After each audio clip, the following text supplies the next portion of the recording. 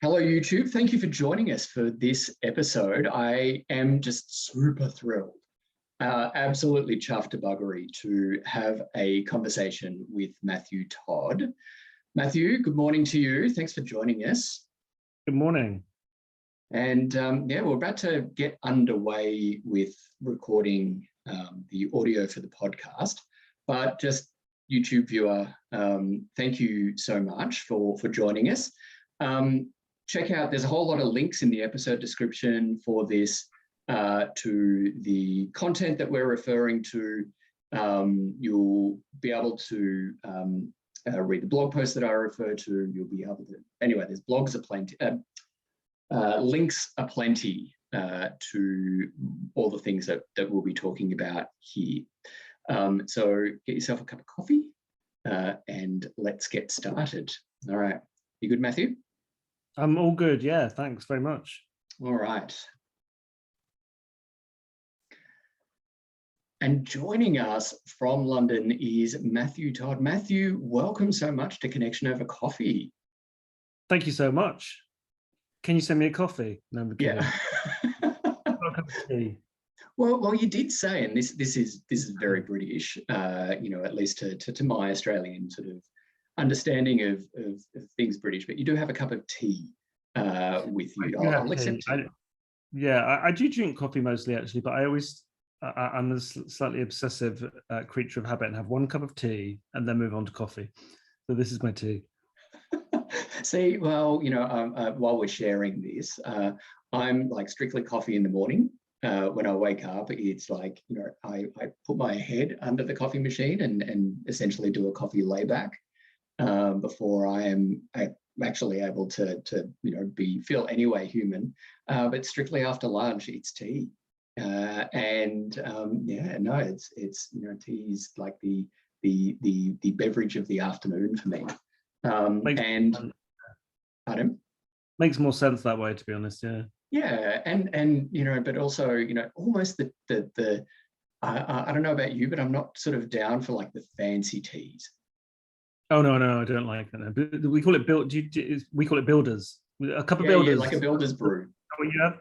Yeah. Well, we have what's bushels is kind of like the I don't want to say like cheap and nasty. Like it's cheap, but it's not nasty. But it's like, you know, the tea that, you know, your grandmother drank because of what was around during the Depression or something like that. Yeah, so that's what's in our sort of little tea caddy, like the tea canister next to the kettle. Yeah, it's actually, you know, Twinings, that's sort of getting to the fancier side of things. Yeah, a bit posh. Anything with like the crest, like the royal crest on it, you know, is starting to get a little posh for me. But yeah, no, I love it. Thank you. So I hope that the tea is doing its thing for you this morning. Yeah, it's kicking in, thank God. Good. All right. Well, Matthew, I gave a little intro in the to you or of you for you in the intro just before you joined us for coffee. But I guess in your own words, like, you know, who are you? What do you do? You know, how are you in the world? Good question on a Monday morning. I'm an escaped lunatic called Matthew Todd. I suppose I'm a journalist, I suppose, although I'm kind of starting to dislike that term. I'm not a massive fan of the media, especially after watching some of the Australian election coverage from here. But maybe we'll come to that. I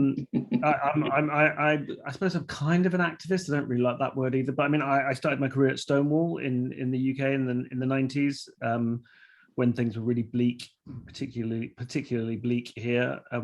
Stonewall's obviously the big gay rights charity here, which kind of worked to change all the laws. And then I went on to Attitude magazine, which was the big gay lifestyle magazine, which started in 1994 as a kind of like, kind of meant to be like a style magazine, to be an alternative to the more overtly political gay magazines in the UK, like Gay Times, which is the big one here. There was a thing called the Pink Paper, which was a weekly free thing that you get in London and stuff. And yeah, I joined them in 1996 and then left and came back and left and came back, and then eventually became editor in 2008 to 2016. I suppose the big thing I did when I was there was writing about mental health in gay and bi men, which hadn't really been talked about very much, certainly not in the UK. And then wrote a book called Straitjacket, which has been a big hit here. I don't know how. Oh, good, awesome. There we go. Yeah, it's a very catchy nice.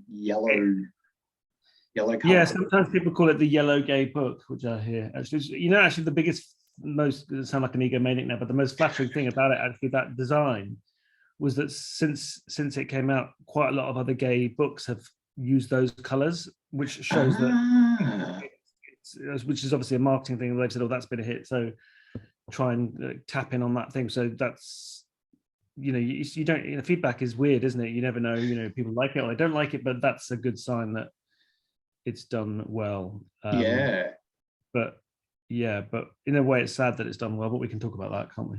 Yeah, exactly. And I do say, like, the audience may or may not know this, but I've written a book on my for my other site on loneliness, called The Lonely Diplomat. And I had to self-publish it, but it was around the time that it was very fashionable for self-help books in that kind of genre to have an overt swear word in it.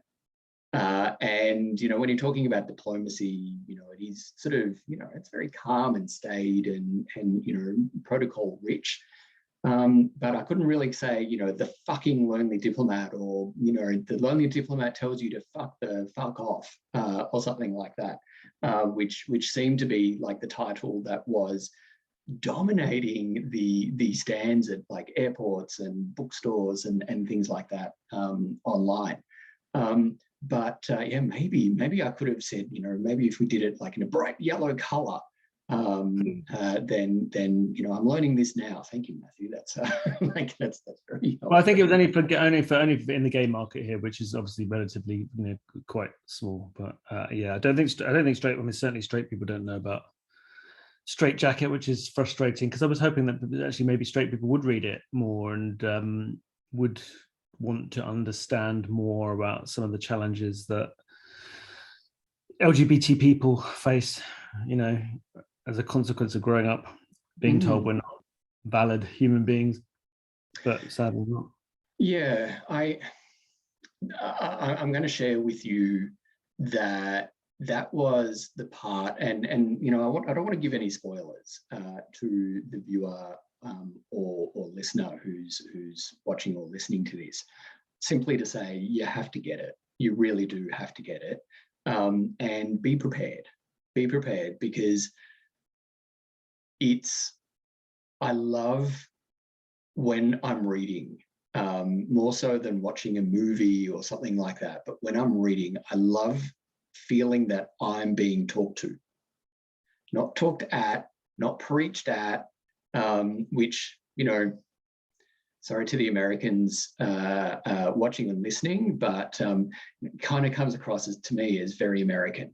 I would much rather feel like the author is like sitting next to me, or in this kind of, situation where we're having a chat. And one of the things, like stylistically, the thing that I really liked about your book was that it talked about like really hard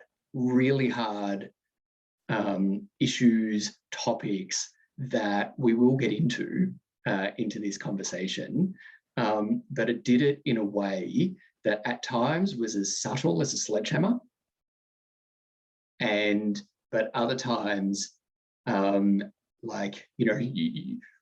could almost tell that you were taking a breath at the same time that I was taking a breath. And if you were typing this at the speed that I was reading it, you felt like you were sitting back from the keyboard and just sort of going, oh shit, that was intense. That was intense. And like little wonder that we feel this way, little wonder that we act this way, little wonder that we can think this way, that we do act this way, that we, can sort of feel these feelings, think these thoughts, and think that we are damaged, that we are broken, because in many instances we are damaged and we can be broken. And this is perhaps the best way so far that I've read that talks about it's not our fault. It's not entirely our fault. And, of course, we have personal responsibility, but there is a system. There is a system.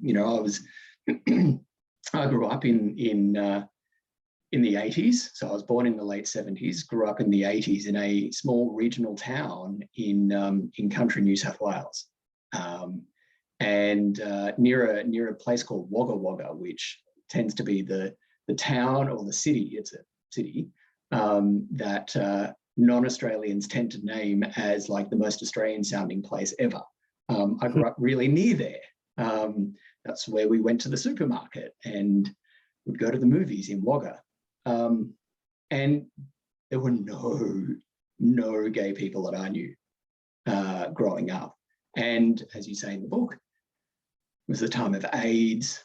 It was the time of, horrible portrayal of gay, bisexual, queer people in the media. And that's what, as you wrote so well in the book, like that was the culture that we swam in. And so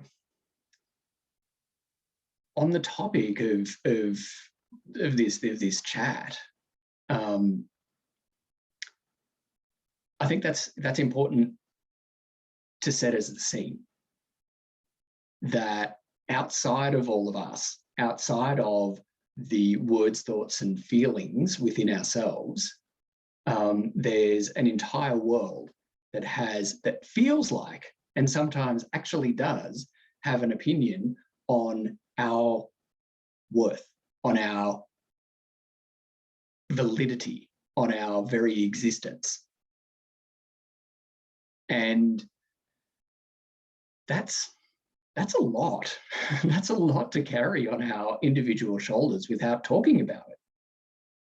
That recognizing that we're all doing that to some degree or other, no matter where we are, in a tolerant, enlightened society like the UK, like Australia, like New Zealand, like some parts of the US, like Canada, but also if we're somewhere like Sri Lanka, or I'm thinking where other sort of my audience is, that they really do feel like they're the only gay ever in the history of their village, and are wrong, are being told that they're wrong still. Not sure where I'm going with that, but suffice to say that this book is speaks in a brilliant way. And I'm sure, like, one of the messages that you and I were texting a few weeks ago when we were organizing this was, I'm like, I need a little bit of time to digest this. And you wrote this in 2017 and you responded back to me saying, yeah, I still do too. Yeah. And I think this is such an important book. And if you haven't read it, please do. And it is, because it goes to the whole kind of undercurrent of the environment in which we live, the environment in which we relate, we have our relationships, environment in which we go about our day-to-day lives. And it does it in a way that is just, yeah, it's awesome. Like, I wish I had better words for that, but it's awesome, Matthew. I want to say, thank you from me for writing this. Thank you, I appreciate it. It's basically, it's strange. It's a strange experience considering you're the other side of the planet. Yeah, it's weird. It's a very weird thing. It's a weird thing, and I suppose it's funny because actually it came out here in the UK in 2016. So I would have finished it in 2000. Well, there were still like little changes into the beginning of 2016, but finished it in 2015, and it took a long time to write. And I suppose in a way I kind of, actually I was talking to my therapist actually the other day, and the word that he used was burnout. And I think I am burnt out actually after that, because I left Attitude in 2016 as well, after spending 5 years working in gay media and gay politics and all the rest of it.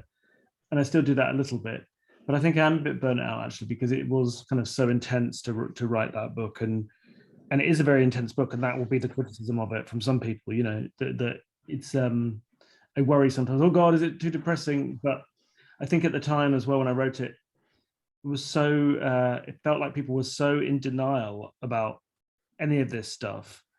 And I suppose to some degree to people who are coming to it new, in a way that we culturally still are, in the sense that what I see in gay culture, especially now that I'm older, because I'm, in my late 40s now, I just think I do think we are in denial. And I think gay culture so doesn't speak to me anymore, really, on the whole. And that's fair enough, because, I was part of it. I'm saying that as somebody, the editor of a gay magazine. I mean, I do think we tried to do different things. We published this, this is where the book came from a big 10-page, story about mental health. So we did do kind of difficult, challenging things, but I'm very aware now in my late 40s that kind of feels to me like what I see gay people talking about gay things on Twitter and on Facebook, it's very much for people in their 20s, drag race. Not that drag race is just for people in their 20s, but it's a youth culture, essentially. Yeah. And there's nothing wrong with that, because at the time I loved that. I was a youth and that was all good. But now you're a bit older, you think, God, it's so much more to it. And I suppose it's so much more to being gay. And I suppose there's a frustration that it's not expressed very well. I mean, even getting coverage in the media for the book. Well, I mean, I think I might have done a podcast, or I don't think I've done any media in Australia. I mean, which is saying something. I'm not knocking the publishers in the UK or anything, but there hasn't been much promotion of it or anything like that. So in the UK, we got quite a lot there. The publishers are fantastic here, in terms of, I was on the cover of the Observer magazine, which is the big, Guardian Sunday week magazine, and did some, quite a lot of, I did Lorraine, which is a big, morning main big TV thing. But it's interesting that a lot of, there was less coverage than I would expect, and I think it's actually sometimes gay journalists are a bit scared of talking about it, because it goes counter to the kind of pride, the pride flag narrative, which everything's great, we're amazing, we're fabulous, we're sassy, but also for straight journalists not knowing how to approach a book which is talking about some of the real problems. So I'd have quite a lot of straight people when I was writing the book saying to me, what are you doing? I'm writing a book about mental health. Oh, and gay people. Oh, start talking about that. I say, well, there's higher levels of depression, anxiety, and drug use. And they would start being really defensive and saying, no, it's not. And coming from liberal, well-meaning straight people, saying, no, that's offensive, that's homophobic. Because they don't understand, because we don't talk about it. And I think there's a narrative in culture that everybody is exactly the same. Well, of course we are in some ways, but actually if you're gay, you do have a different experience, well, generally actually, but certainly growing up. And not everybody, that doesn't have a terrible negative impact on everybody by any means, and it's always really important whenever I talk about the book to make the point that there's loads of really successful, happy, thriving LGBT people, but it can really knock the wind out of your sails growing up, not being able to be free in who you are. And just when you were talking a minute ago, I was just thinking about if you're straight, of course, I think so many things to talk about here, but I also resist the fact that this narrative that, straight male privilege. I know many straight men who have had really bad things happen to them and really struggled. So I think it's really important as well to acknowledge that anybody, skin color, gender, where you come from, even wealthy people can really struggle. There's many things which can affect all of us and affect our mental health. And and it's certainly not just LGBT people who struggle. But that being said, I can't ever know, I will never know what it's like to be a straight person when you're growing up into the world completely relaxed about your sexuality and not having any cause to struggle. Now you might struggle over, oh, am I attractive, or am I socially awkward, can I find a boyfriend or a girlfriend? But the idea that if you're straight, you don't have to have this existential struggle about, is this thing that I'm feeling, is this terrible, awful thing, which in some places might get me put in prison or might even get the death penalty in some countries, I think 18 countries maybe still. So it's, and I think we haven't really talked about that, what that's like growing up with that stuff in a deep way. And it's it's a very, very painful, impactful, powerful thing to talk about. And there's a cost to that. And this, like you, my mind is whirring at like 1,000 miles an hour, because there's like everything to talk about, and this could be like a veritable mini series of conversations, I feel. But one of the concepts that came to mind as you were speaking there, Matthew, was about how the underside of the Pride rainbow flag. And what are we, like late May, next month is Pride Month.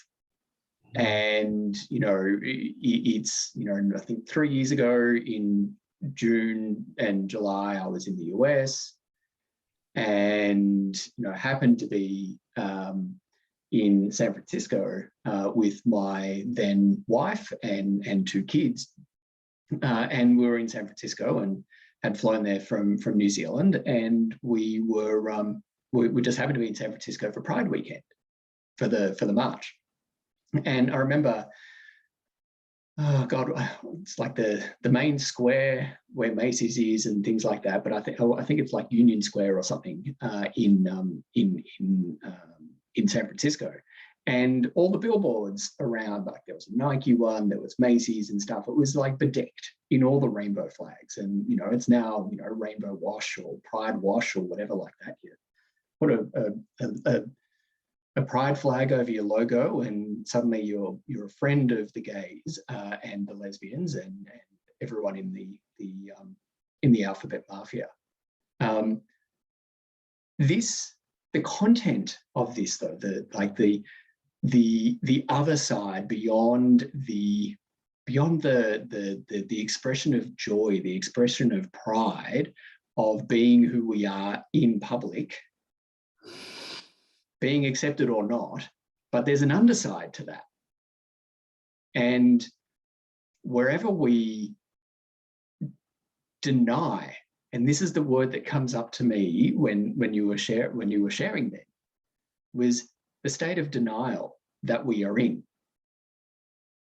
And when we do find ourselves feeling some horrible feelings and thinking some horrible thoughts, particularly in this context about loneliness,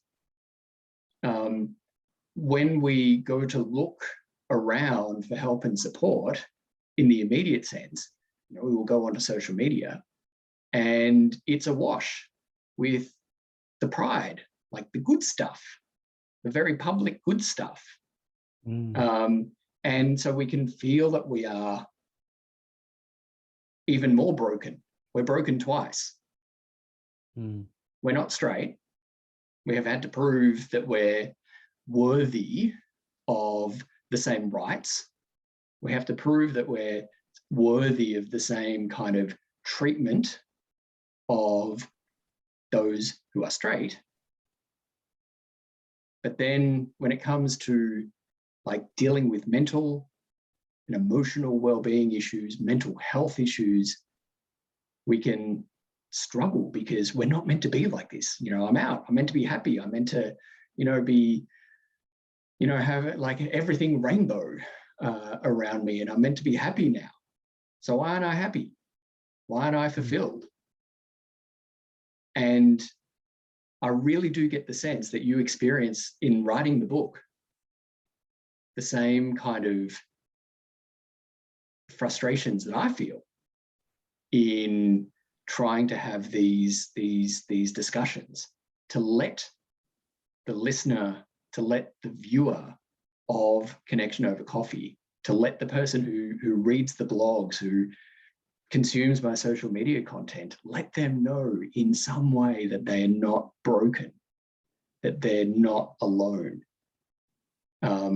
And denial is a horrible place to dwell in. So what's like, hearing you then, it's just like, no, you know, we need to move beyond the state of denial that we're in. Well, it's funny, what I was thinking when you were saying that was, when I was just growing up, being aware of gay people and some straight people, some straight friends as well. Growing up, you know, the kind of people, when people go into like depression, like for instance, I'm just thinking about like when I was younger, there was a couple of people that spring to mind who worked in the gay media who were a bit kind of, you know, they wore leather jackets and they were all very moody and like, you know, dark hair and wouldn't really speak and kind of kept their eyes down. And you know, so sometimes you can have this kind of taking the identity of feeling bad can so I'm just turning something off that's flashing on my computer screen. Sometimes the feeling of like depression or negativity can sometimes become this kind of identity that we hold on to, that we believe, this is my identity, almost like I'm special because I feel this pain. Other people, I'm just, you know, the pain of life, blah, blah, blah, blah, blah, blah, blah. And I think that's true sometimes, you know, because I think a lot of this is about being very sensitive to negative things. But I think it's also really important to know that what you say, you're not broken, you're not alone. These are very common things. People all over the world feel this, whether they're gay, straight, black, white, whatever you may be. And there are things you can do about it. And I think sometimes as well, you have to find that extra bravery to try to do something about it, because it can be, when you've got this, when you've been feeling bad for so long or have low self-esteem for so long, it can become your identity. And so even though it's bad and it's painful, you can kind of cling on to that because it feels kind of safe, or safer than challenging yourself and stepping out of that, because you don't know what you're going to become on the other side. But I mean, in my experience, yeah, definitely, I'm certainly not perfect or healed or whatever now, but I am far in a better place than I was when I was, you know, crawling around on the floor, drinking mini bottles of wine, crying to Mariah Carey songs. I don't do that anymore, and I'm pleased about that. So yeah, so I think, yeah, it's important to know, like you say, you're not broken, that you're not on your own, and knowing that you're not on your own is really helpful and healing, but it also could be a bit of a challenge because, like I say, because it makes you know that, well, you can do something about it, and that can be quite scary, I think. Yeah, and this is definitely something that I want to explore. But the issue there is, you know, the sometimes when we lapse into, and I'm not quite sure how, or like when we sort of go from feeling a little bit of loneliness into a state of chronic loneliness. Like, you know, for everyone, you know, the border is at a different place. And for me, I often say that, you know, in my experience, I didn't sort of get pushed in or jump into the deep end of the loneliness pool. Like there wasn't like an incident, an event that had me in the deep end of loneliness out of sudden grief, for instance. For me, it was a slow walk in from the shallow end. And I woke up, it felt like, and I was in way over my head. And, you know, the thoughts and feelings of loneliness, I thought, you know, with that I deserved it. And it was my default state. And any kind of attempt to walk backwards or turn around, or like, you know, I'm a swimmer, so I'm going to keep on going with this pool imagery. But you know, to jump up and take a breath of air, and but otherwise sort of get myself out of the deep end of loneliness almost felt too hard. And no matter how many websites, no matter how many I want to say call centers, but that's not the, like, you know, like crisis support services, because I didn't think that my loneliness was bad enough. Like, there were plenty of other people who had it worse than me. And so, you know, I was waiting for some kind of magical sort of trip switch to trip, and someone to go, yeah, you know what? Welcome to like serious chronic loneliness. Now we get to do something about it. And one of the things that we were talking about just before I press record, and one of the things that comes through very clearly in your book, and is something that I wanted to explore in this, because I explored it in the podcast, in the blog, was the descent to rock bottom. To that point where we've gone, fuck, like this is not how I want to be. This is not how I want to be. But that descent down could be like falling down a well, or it could be, you know, a very slow walk in making decisions to not upset people, to not ruffle feathers, to other way, you know, however we arrived at that point, and for me, and this is something that I wanted to explore, is like the question of worthiness, and flipping it to the question of not being worthy, to being worthless, not being worthy of help, not being worthy of, despite all the resources, as imperfect as they are, that are now online and at our fingertips, wherever we are in the world. We don't reach out because we don't feel that we're worth it. And that makes me so sad. It makes me so sad to think, like, that was me, and at times still is me, because I'm a human and I'm subject to the human experience. Damn it. But yeah, I'm keen. I don't know how to ask the question, but I'm keen to get your take on this. You know, in the sense of what you've experienced in terms of, you know, the cultural soup that we grew up in, and the messages that we've absorbed, and how, in your mind, they play to lack of worth. God, well, there's so much to talk about, but I mean, there's something that I talk about in Straight Jacket, which is the big study they did at Kaiser Permanente, where I think I probably said that incorrectly. I was doing that. I've said it about 1,000 times now. In Oakland, California, where they basically this childhood trauma study to look at adverse childhood experiences. They basically had this big healthcare facility where they have the records going up for decades and decades and decades of thousands of their patients, and they basically did a study to see over the years whether if a child had a significant number of adverse childhood experiences, that could be a whole range of things, you know, having parents who divorced, having bereavements when you were a kid, being physically abused, being sexually abused, really terrible things. Even some children, I think, had been around in New York at the time of 9/11. That counted as an adverse childhood experience. And they wanted to see that if the more of those you had, would they impact your well-being, your mental health when you were older?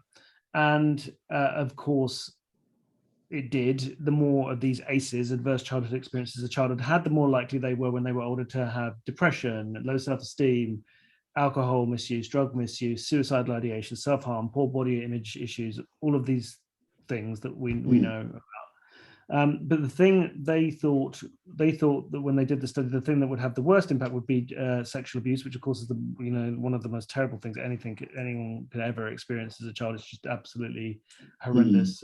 In recovery, it's just that is a recurrent theme. Gay people and straight people just have experienced child sexual abuse. It just is devastating for people. But the thing that actually they found had an even bigger impact was what they called chronic recurrent humiliation, which was basically being told repeatedly when you're a child, you're not good enough, you're not okay, who you are is bad. And we've all kind of seen, sometimes kids when they're out, parents saying, you're this, you're that, you're terrible. I mean, I remember when I was a kid, someone saying to a neighbor saying to one of their kids, you're useless, you're stupid, you're absolutely stupid. I mean, just terrible say to a child. So it's that, but that is essentially what we experience as LGBT people when we're kids, on the whole, not everybody, but the vast majority of us, because we're being told by often our parents, not always our parents, thankfully some people don't have that from their parents, but from parents. I had it from school friends, from teachers, from the media, from newspapers, from the law, from MPs, from everywhere you went. Just people saying what you are is not okay. So you're being told that over and over again. So you start to believe it, and even if you, when you come out, and I think it's a very common thing, which is what pride is an expression of, you've been told that, and suddenly you go on an intellectual level, oh, I don't actually think that, I don't believe that. And so I'm going to wave a flag and I'm going to be proud, I'm going to come out, and all these things which are really positive things to do, but often the wound has been done. So even if you don't actually believe it, often the wound is in there. And some people move through that, and some people struggle with it and then move through it. And then some people struggle with it. Lots of us struggle with it even more. And it is a persistent thing that needs to have, needs some work to shift it. And I think the key thing is human nature. If you don't feel very good about yourself, you stay in and you isolate. I think also as LGBT people, we are kind of cast away from the mainstream. We can't go to the prom in the same way, or certainly we can't date, or not that we have proms in the UK, but you know what I mean? You can't date in the same way. So you're constantly receiving these messages that you're other, that you're different, and you're separate from everybody.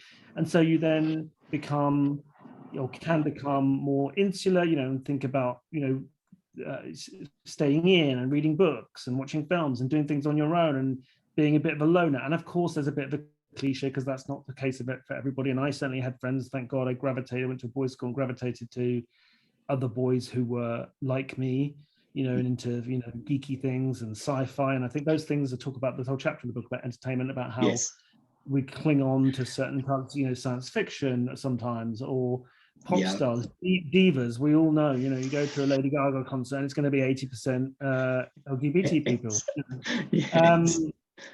So but I think the thing is that so it becomes very easy for us to isolate, and then that furthers it, and you can just stay in. And I think staying in is one of the worst things you can do, because low self-esteem wants you to be on your own and wants you to isolate and wants to present you with more evidence.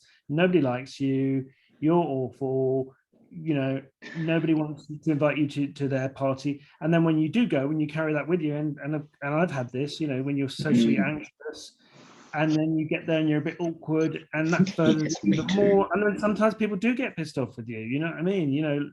If you're miserable all the time, sometimes it's hard. Sometimes people can try, and if they keep trying and you're giving them negativity back, then sometimes they're not going to stay around for a long time. So it just continually furthers this evidence. There's some way you've got to have an intervention and start to change some of that. It's funny, actually. I always remember this. I don't know if you know the musical Avenue Q.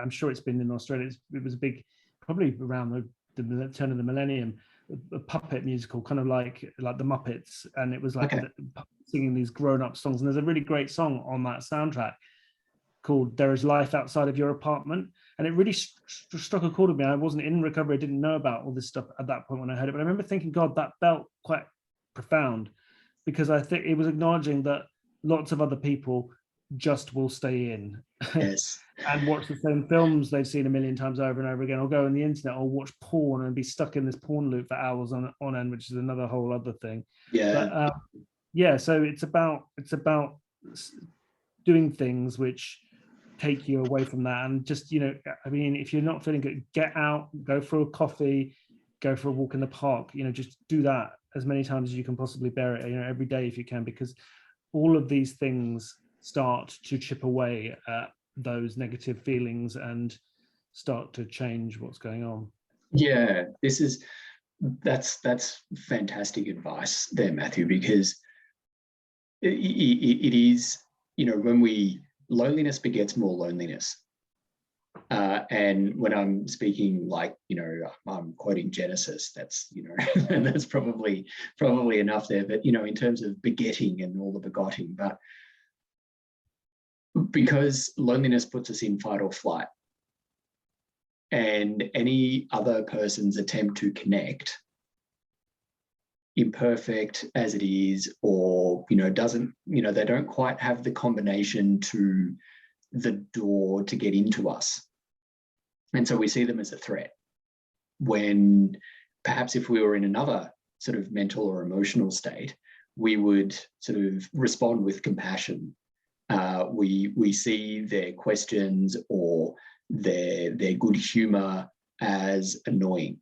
And so often, and I see this in keyboard warriors on the internet a lot, that, you know, anything that doesn't agree with a certain perspective, then they're like suddenly very spiky in terms of their personality, and almost like physically spiky, would bristle with like vibes of stay away. And it's a result of us being in fight or flight. And, you know, if we feel lonely and we start to have that narrative that we're not worthy of love or belonging, and viewer, listener, Matthew, me, we are always worthy of love and belonging, always. That's never up for question, no matter what we are telling ourselves. But when we have convinced ourselves that we are unworthy of love, we are unworthy of belonging, confirmation bias happens. And we start looking for interactions. We start kicking back over our life experience and picking out ways that we can construe or interpret how that confirms our belief that we're not worthy of love and belonging. So someone coming around, you know, the stereotypical bringing a casserole around, or bringing around dinner, or something, like saying something nice, we can construe that as a threat. And the irony of loneliness is that we can repel those attempts and, you know, make it so others don't try that again.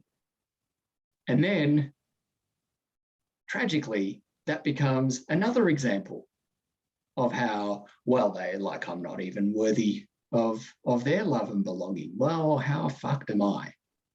And, you know, another door closes off.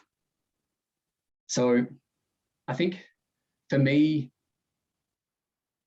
that worthiness there, as we kind of go towards our rock bottom, is tremendously important, or the questioning, the constant questioning of our worthiness, and the answering coming back within ourselves that we're not worthy. And because we're not worthy, we punish ourselves. We say and do all sorts of things that really don't serve us, almost out of essentially self-flagellation, to confirm to us, to confirm to ourselves, to prove to the voice that's telling us that we're not worthy of love or belonging, just how unworthy we are of love and belonging.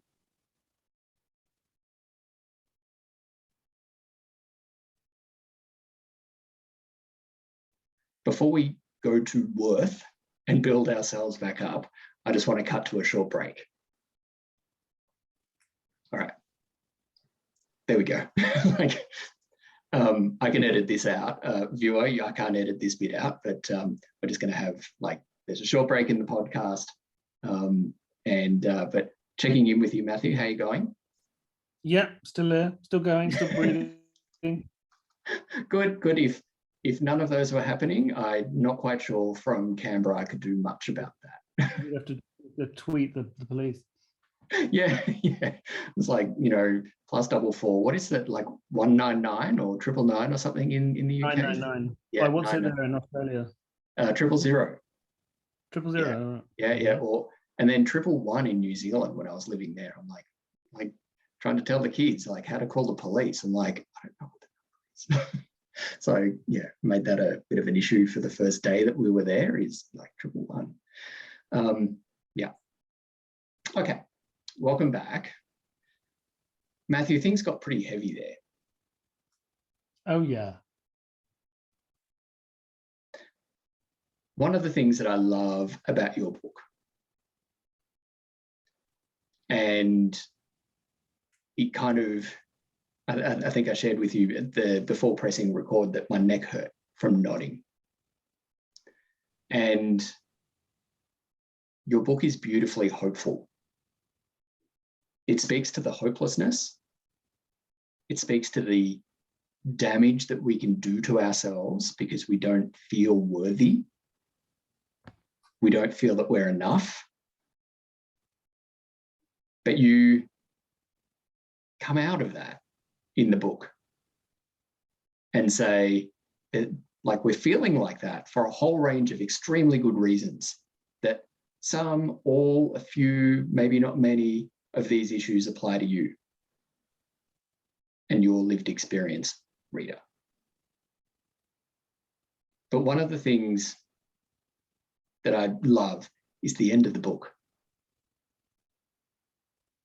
And it has such a feeling of, again, that sitting down next to me going, nope, this is hard, but you can do it. What was it like to write that?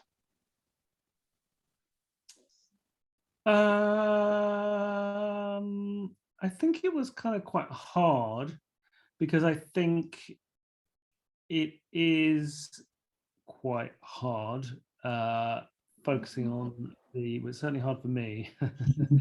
Folks, to be honest, I can be a negative thinker, actually, to be honest. That is true. But I think also, because because I was kind of submerged in all the problems, so it's difficult. So it was quite hard to find the answers. I mean, there are very, very heavy things in the book, like suicides, especially the very early chapter where I talk about all the bad things that have happened, certainly in the UK, like to lots of people and people that I've known, and it's really difficult, that, because I stand by that. And even now, I've like lost friends in the last couple of years to suicide, and someone who's drunk fell downstairs and things like that. So there are real problems, and so the problem is vast, and it is a serious problem. It's life-threatening, and people do die because addiction. We haven't really talked about much addiction. Yes. About addiction. That's a really big, can be a consequence of painful feelings, low self-esteem, etc. So there is a really serious problem, and I think often we can have a very kind of superficial conversation about the answers, and I think some of the answers.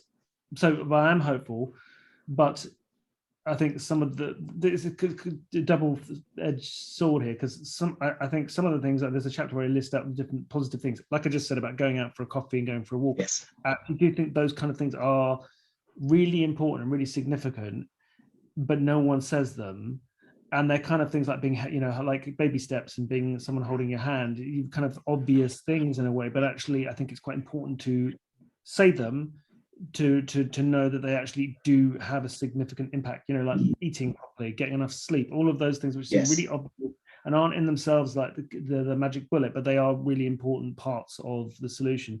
But also for me, the bigger, more complicated things, like if you have addictions, going into some recovery, or if you're feeling bad and enough for you to see a therapist and get counseling, or discussion about medication, which can be controversial or whatever, but just Yeah. some of the bigger things. But also, I suppose, because I think the place I'm in now, for 6 years down the line since the book came out, about understanding the frustration at the fact that I don't think the therapeutic community maybe know as much about all of this stuff as they should do. And the fact that I think when you've got deep-seated childhood trauma, as a lot of us will have, after we talked about what that start, the adverse childhood experience and Yes. stuff, that sometimes you really do need, not everybody, I've seen some people just go and have CBT therapy 6 weeks, and it's really made a massive impact on them and really put them on the right track. But for people like me and lots of people I know, the problem is so deep that you really need really serious help. And I don't know what it's like in Australia, although I'm sure it's probably similar here. The services on the NHS are not great. Yeah. You have to wait for a long time to get a counsellor. Often the counsellors don't really understand a lot of this stuff. Yes. I've seen a psychiatrist in the last couple of years, and that's been really, really helpful. And I wish I'd done that sooner. I did actually see one before, but I think speaking to somebody, I think certainly, I don't know if it's what it's like there, but here there's been an explosion of talk about mental health, and the focus is always like talk, and talking like we're doing now is of course really important. It's how you make people feel less alone, and talking therapy is really important to discuss some of your thoughts and fears and the way the head can go into negative patterns.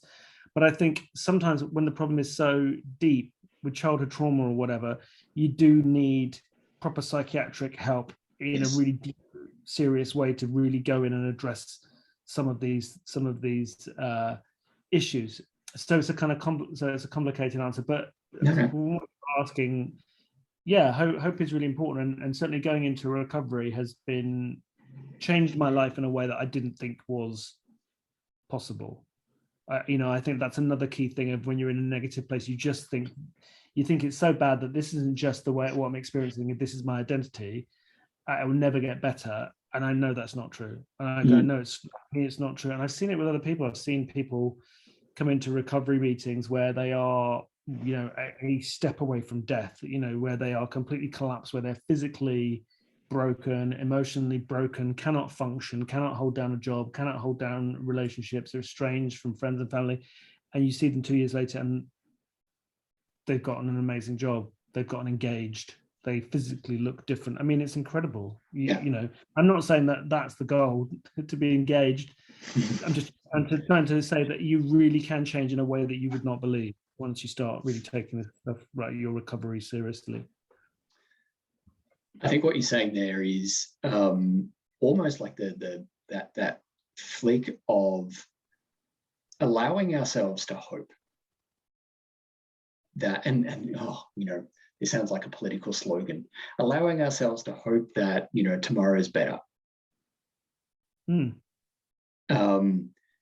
when we're in the depths, when we're drinking little bottles of wine and belting out a Mariah Carey, banger, that can be a really tough thing to hold on to see in those moments in the depths there. And we've all had those rock bottoms. And you don't just have one, really. You sort of have multiple ones sometimes. But when we are at that experiencing the absolute forlornness, and if someone comes along and goes, tomorrow's going to be better, pretty much they're going to be told to fuck right off from me when I'm in that. I would, I don't want I don't want Instagram philosophy. I don't want, someone to sing "The Sun Will Come Out Tomorrow" from Annie. I don't want any of that shit. But something somewhere needs to be almost like the flicker of gold at the bottom of the pan, that there's something in all of this that is worth seen, worth like the hope in. And I want to sort of go back to that point that you said there about like the taking of the little steps. And I shared like the first episode of 2022, I shared about like the theme of 2022, which is Let It Happen. And it comes from, great Australian band song, Tame Impala, Let It Happen. And it's, but one of the things that I shared in that sort of content was the power of intentions and setting little intentions and then committing to doing those little things. And sometimes for me, when I'm in struggle, and I have been in struggle, I am in struggle currently, the intention, nail the basics, speaks to what you just said. Get good sleep or prioritize sleep, eat well, get some movement, like little things like going to the toilet when you need to go to the toilet, like, getting ready, like the fundamentals. Maybe a little tough in Britain at times, but here in Australia a bit easy. Go out and get some vitamin D. Go and get some sunshine on your face. Go and get some sunshine on your skin. Go and feel warm. And the restorative benefits of being out in nature, which you were saying, go to a park, go for a little wander around the park. I forget the word in Japanese, but there's the awesome concept of forest bathing that they have in Japan, which is very restorative. So that might not be all available to you where you are in the world. But I just wanted to emphasize the point there that Matthew said about taking the little steps. Because saying, you might need some serious help, that can be really overwhelming. That can be really overwhelming when you're sort of at the depths of despair and someone sort of comes in and says, yeah, here's a card for a good shrink. Like, it will cost $350 an hour and you have to wait 3 months to see them. But it's really good. But it's those little things, those little acts of perhaps self-care that can sort of be the little glint of gold at the bottom of the pan. So Matthew, question for you. What do you do?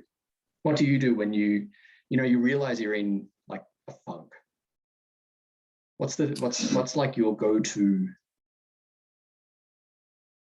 I think a thing that's been really helpful to me is trying to talk to people more and trying to have a sense of connection with other people and a sense of community. And I was just thinking about this when you were talking, just like saying hello to my neighbour. So I live in a flat block, and there's part of me still, which I think is perfectly fine to, just on the whole, want to keep myself to myself, Yes. There's a bit, but a bit of that, even though, as I say, there's a bit of that is a bit about like trying to isolate, I suppose. But I've made a point of, when I see neighbors, I don't see neighbors that often, actually, even though there's loads of flats here, of saying hello to them, going, hello, morning, afternoon, evening, and sometimes kind of have a conversation. And sometimes it doesn't work. Sometimes people, I think I said hello to somebody the other day, they ignored me.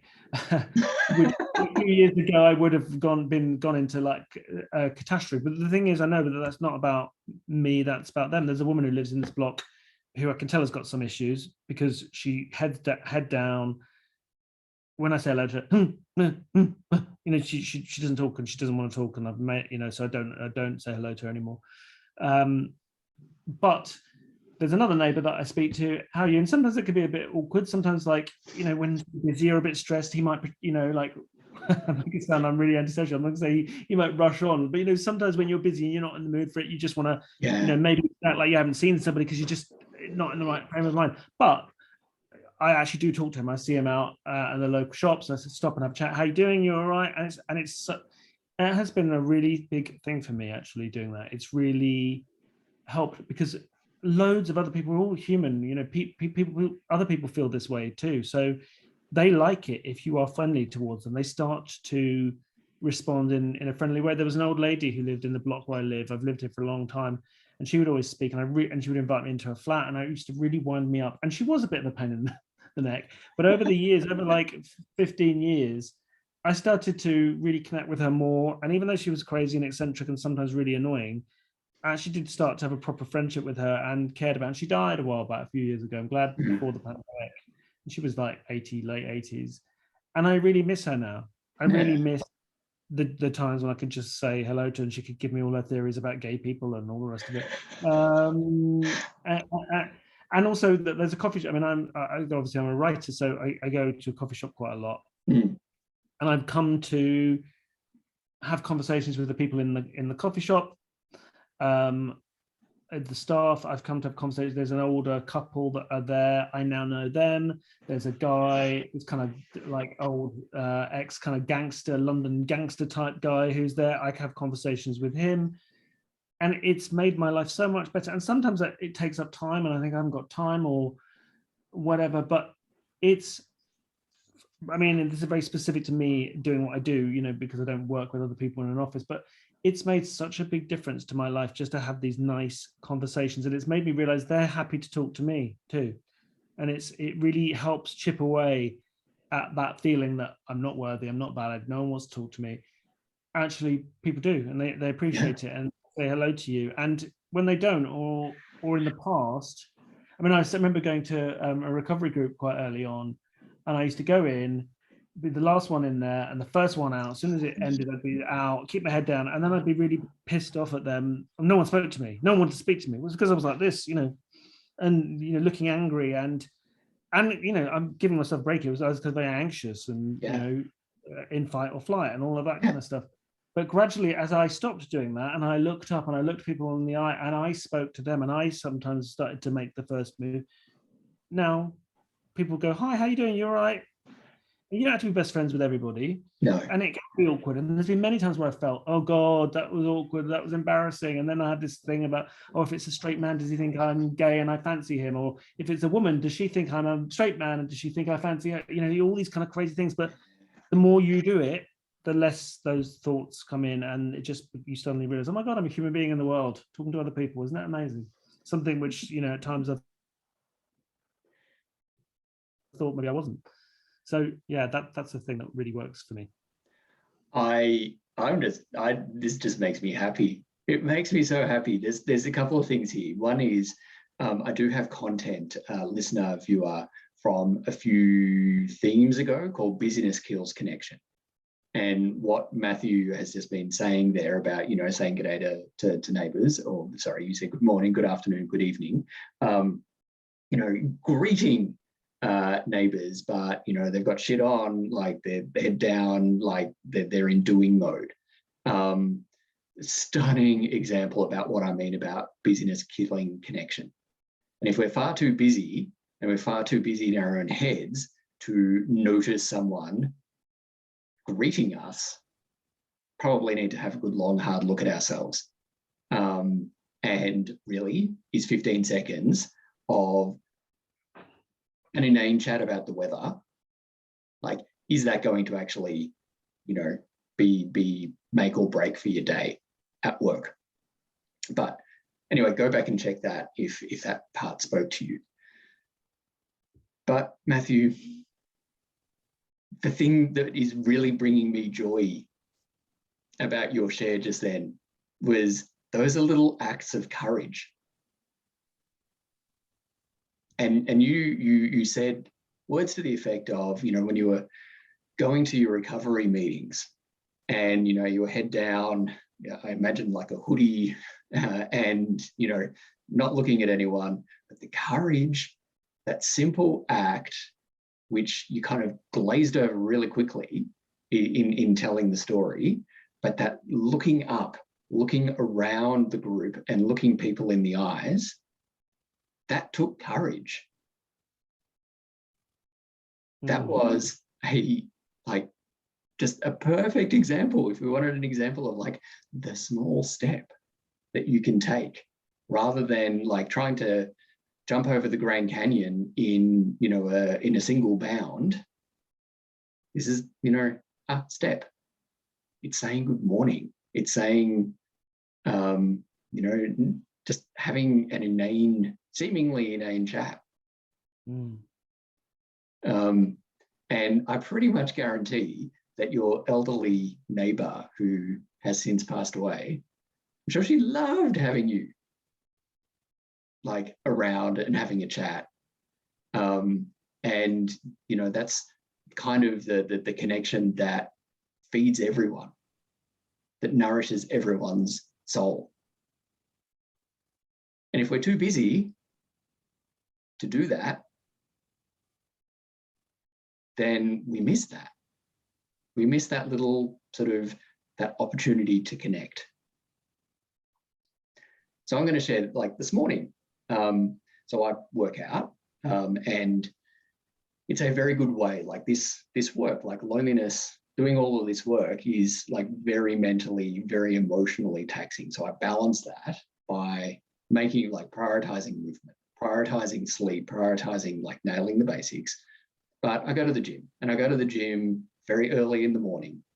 And there's a core of other people there at that same time. And for months, been kind of on a like raised eyebrow, hello, going to, not at like a flick of the chin, how you going, as we're sort of walking past. And then the last few weeks, there was a bit of a smile and stuff. And then this morning, we were the only ones upstairs at our gym.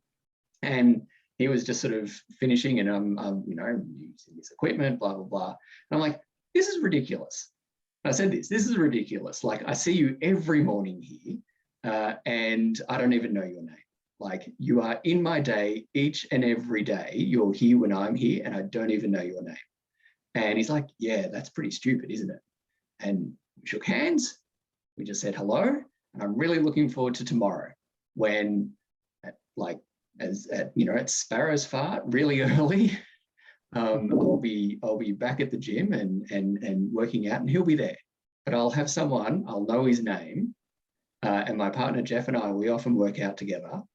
So I don't really need to like say hello to other people. But now I'll be able to like, g'day Brett, how you going? And talk about how cold it is in the morning, or how dark, or whatever it is, or whatever. But it's those kind of things. It's those kind of things where you just sort of go, no, fuck this. This is ridiculous. I don't even know your name, and I see you every day. That's not cool for me. But it's those little incidental things, Matthew, that you were talking about, like in the coffee shop, having a chat to the barista, and taking those opportunities to flex those connection muscles, which might feel like they've atrophied for a whole variety of reasons. So Matthew, I loved that share. I really did. It really spoke to me. Made me smile and made my soul happy. Because I know the power of all of that. And it seems so little, it seems so minor when you shared it. But for other gay men experiencing loneliness, that's tremendously powerful. So, in wrapping up, Matthew, reluctantly, I have to say, but I want to say again, thank you. Thank you most profoundly for this book. Thank you most profoundly for showing up in the world with this message. And as hard as it is to get the attention that this book needs, and as hard as it is for you, as you showing up to talk about it, I want to say thank you. Thank you, I appreciate that. Because it's not easy, and the power of the lived experience and both have coalesced in you. Thanks, and thank you for for doing what you're doing, because we need to talk about all this stuff, don't we? Especially for gay people, because as I said earlier on, the culture, if it's not Lady Gaga, it doesn't get talked about very much. Yeah. And I think that's something I say in the book about I think that the terms of recovery and talking about addiction and mental health and low self-esteem and all of that stuff needs to be as much part of LGBT culture as. I love Lady Gaga. Actually, I'm not dissing Lady Gaga. I like Lady Gaga a lot, but as Lady Gaga and Drag Race and all this stuff, it needs to be like a key part of our culture, because that from the very beginning, even at school through to coming out at the youth group I came out to, where there were lots of people struggling, through onto the gay scene where there were lots of people struggling, where people weren't always very kind to each other, through to working at Attitude, dealing with issues, readers that were experiencing, and even the staff were experiencing a lot. A lot of you talk in the book about, there was a guy I knew who took his own life and worked at another gay magazine. Just so many things. It's such a fundamental part of LGBT experiences, trauma and shame and the residual impacts of growing up the way we do, and yet we don't really talk about it in any depth. And so it's important, and appreciate you having me on. I'm totally down to have this conversation, because it is really needed, and we need to, as I explained to you before we press record, that what we deny, what we ignore, just gets more power. And it's time to actually claim loneliness and have a kind of honest conversation about it as part of the human experience. And I will say, you were saying that it is gay culture is like all Drag Race and Lady Gaga, etc. But it reminded me that there was a special with Oprah and Adele sometime back before Christmas, and in that kind of whole sort of cut to having a chat with Oprah, Adele actually said the word loneliness so many times. And Jeff, my partner, was like outside of the barbecue cooking at the time, and he's just like, "Oh my God, Adele said it, loneliness. You need to weave this in to let the audience know that a gay icon is also talking about it."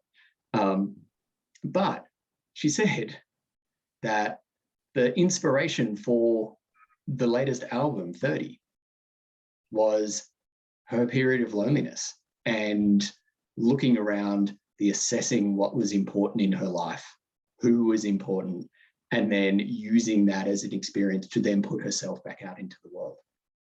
But was grateful for her experience of loneliness, because without that, she wouldn't be who she is now.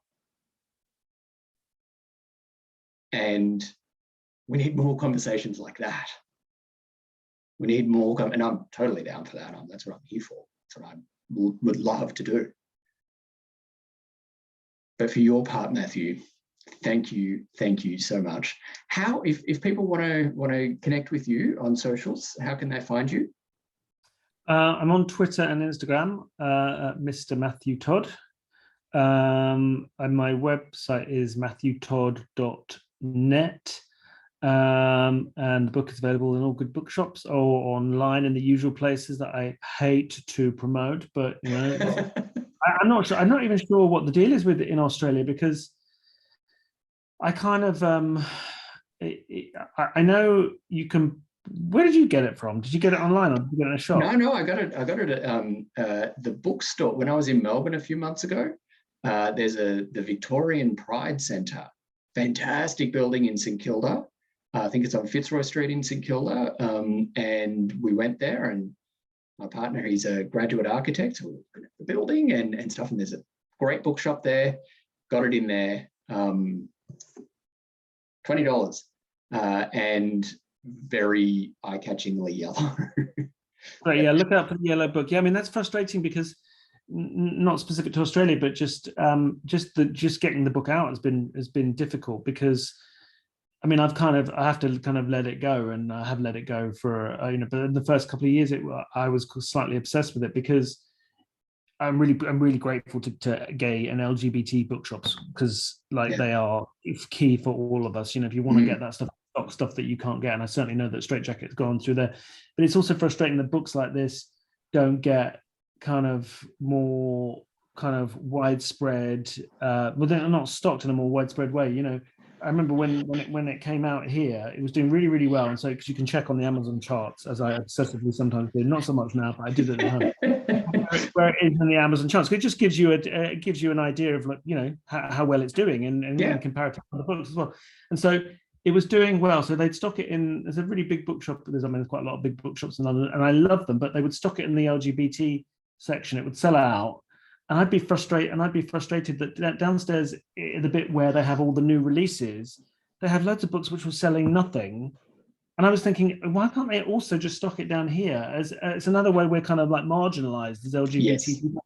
Because I know it would be helpful. There'd be, the gay people going in, but also brothers and sisters and mothers and children of, LGBT people. So yeah, it's just one of those things. It's one of those problems. It's interesting with Heartstopper on Netflix, that suddenly that's gotten this great Netflix show, and suddenly people, even though those books have been out a long time, suddenly people are seeing them and buying them because they've had the opportunity to know they exist. So it's another part of it can contribute to our loneliness, and it's a reason why publishers don't do LGBT books, because they don't sell. But how can they sell if people don't know that they're out there? So yeah, mini rant, which I like to get in, so I appreciate you promoting it, helping to get the word out, because it's otherwise people don't ever know about it. The floor is yours, Matthew. Rant away, get I mean, there's lots of other things I could go on about. Thanks very much. I appreciate it. Not at all, Matthew. Enjoy the rest of your day, and thanks so much for joining us for coffee. You too. Thanks very much. And thank you, viewer, for watching this episode. We'll catch you next time.